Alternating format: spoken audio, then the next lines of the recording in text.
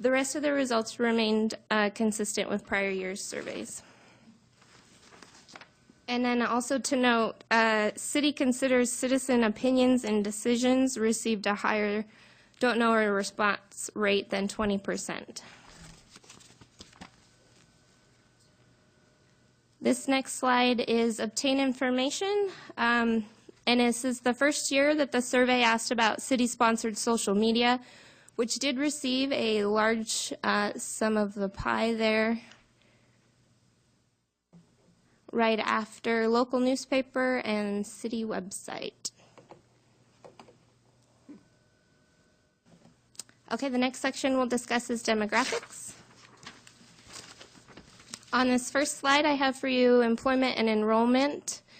Citizens are asked if they're employed, full-time, part-time, and enrollment. In the years surveyed, percentages were fairly consistent with about 3 to 4%.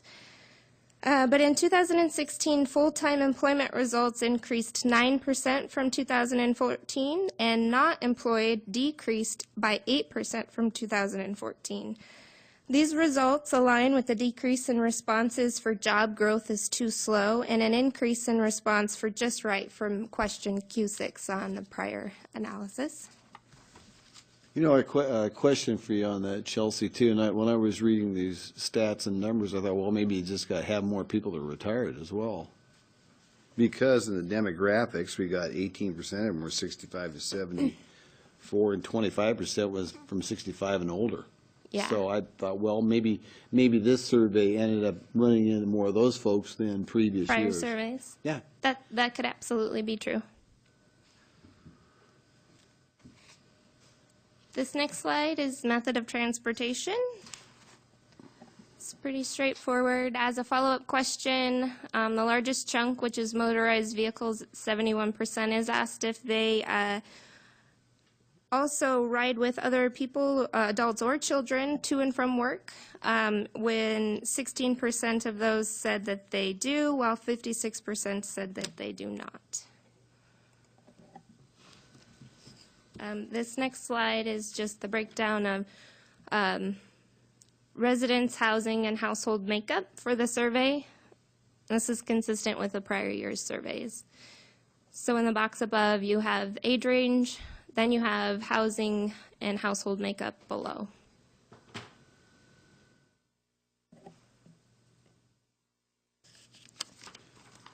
This next slide is education level of the respondents.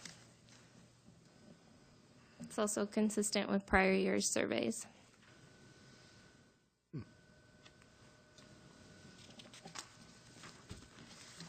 On this next slide is income. The results for the 2016 survey noted the decrease in those making less than $24,999 and an increase in those making $100,000 or more. The trend of those making less than $24,999 has been decreasing incrementally over the years, with a 14% decrease from 2002 to 2016. As well, those making $100,000 or more have increased 14% since 2002. The two wage earners in the middle have remained relatively consistent. The increase in results for full-time employment and decrease in not employed from the question Q17 align with the trends identified for income, as well as results from Q6 indicating perceptions that job growth is too slow, decreasing by 10% supports these trends. However, I do also agree with Mayor Lampert that those results could be just a different makeup of the sampling. Of course, you always run into that with surveys.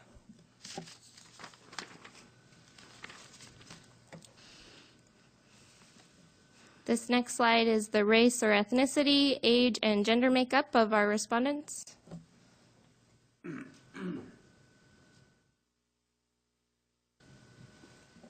This last slide is voter registration and habits. While I do think that, each year that there is a presidential election, you will probably see trends of these increase. However, I thought it was interesting to note that this year there was an increase in all levels, including the next city election, to 82%. The last section is open-ended comments, which is asked in 2 questions that are then categorized for the ease of analysis. So we pick keywords or topics that are discussed in these and then tally those up. So you'll see this list of growth issues, and the number is the number of surveys that this was identified. Growth issues were identified in a large amount of the surveys with write-in responses. Growth issues are categorized as in this analysis as need for business growth, need for general growth, and too much growth or demands, which I have bolded in the table above. It is important to note that of the respondents that mentioned too much growth or / demands, also highlighted concerns for the planning of growth and the ability to provide services. Many of the other issues identified relate with these growth issues, such as traffic, water, street maintenance, jobs and employment, and affordable housing.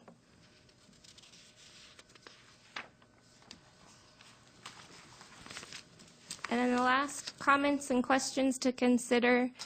For this presentation, only the comments and suggestions that were mentioned 3 or more times are included. For the full categorization, you can see the 2016 Citizen Survey Report. Survey comments regarding sidewalks included maintenance responsibilities both on the city and on the citizens, which was interesting to note.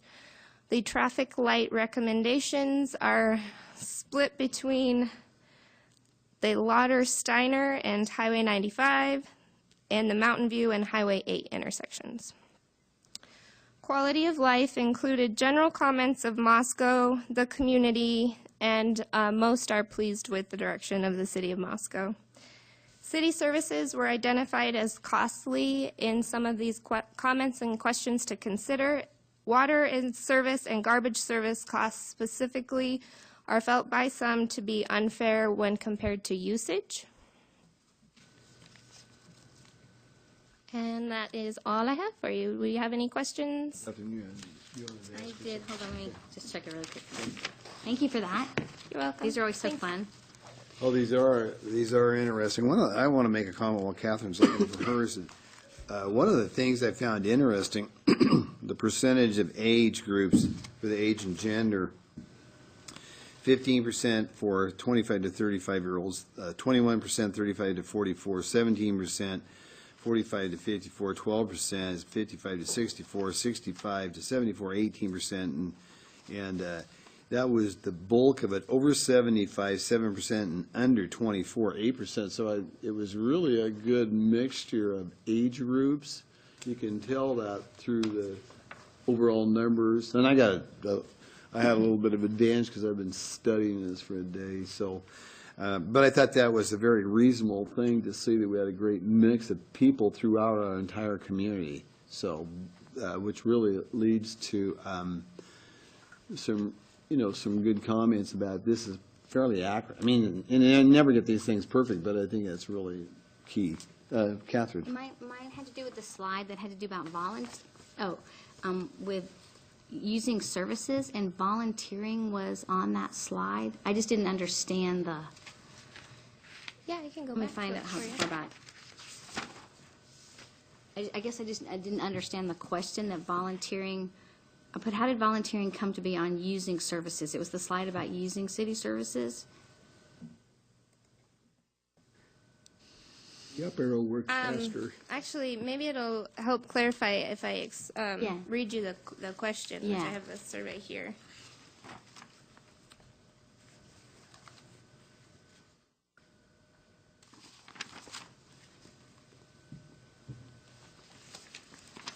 It has something to do with this here. Frequencies.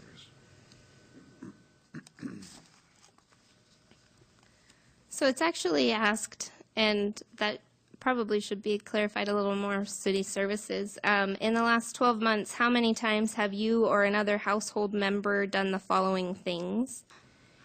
and volunteered your time to some group or activity in Moscow is one of those. Okay, yeah, that makes sense. And then the other thing, I was really glad to see the uptick of the city website being used with all the information that the city staff has been just loading up there. And so I had wanted to ask Jen about just at some point when you had talked about that's going to be taking place at some time. So that's just to put out there when I'm excited to hear when we're going to get that information. I'm also excited to hear, I don't know if there's an update. We've worked through the RFQ process on that and have identified a potential vendor, and we hope to, in the next week or so, get it prepared to bring to committee for consideration by the council. Oh, yay, it's So moving along. hopefully, yeah. All right, thank you. So I was just going to follow up with your comment about the age demographics, in that all we have in here are the responses of the people who chose to respond to the survey. And it's kind of surprising that well, maybe not so surprising, that the college-age cadre, who were also included in the random survey submission, just round-filed it. So we don't really know what the lower than 24-year-olds are really thinking here. Well, 18 to 24. Yep. So that's kind of a little gap that I don't know if we can fill, but it's something to keep in consideration as we interpret the data. Yeah, it is consistent that the university sector of town receives the least amount of respondents. It is what it is. Yep. Other questions for Chelsea? Question? Jim? Chelsea, on the age and gender thing, where you've got the age groups there, would it be possible to maybe put in there what percentage of the population, of the total population, is in each of those groups, so you could compare how that might help you to interpret that, I would think? Yes, definitely. We can provide census data. That would be the most appropriate comparison. Know how far 8% is from the total amount of, which I would assume is quite a bit higher than that in Yeah, this we town. do review and analyze that in the report and check to make sure that we are staying consistent with the census data. So we're trying to get the most accurate representation of the population we can in the sample. But it still depends on them responding, yeah. It does, but I think that Moscow, for as many years as they've been doing a citizen survey, and to get the accurate response rate to do an analysis is really great. Thank you.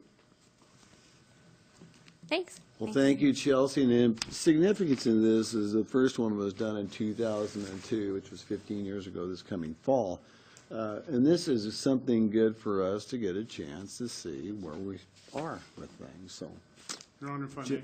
Gary? I would like to also thank Chelsea and Jen. It's always been the responsibility of the Assistant City Supervisor to compile this data. It's the baseline data we use for our strategic planning process. We utilize it a lot as we're moving forward and prognosticating city services and needs for the future. So it's really good information. I would note that when we started this in 2002, we mirrored the National Citizen Survey, which costs many thousands of dollars to put on every 2 years. So it costs us some money and time and the amount of time it takes to put it out and the postage and that sort of thing. But we save significant amounts of money by doing this in-house. And also allows us the ability to change the questions as we need to and be very responsive to the needs of the commissions and the citizens. So again, thank you. Thank you. Thank you. Good job.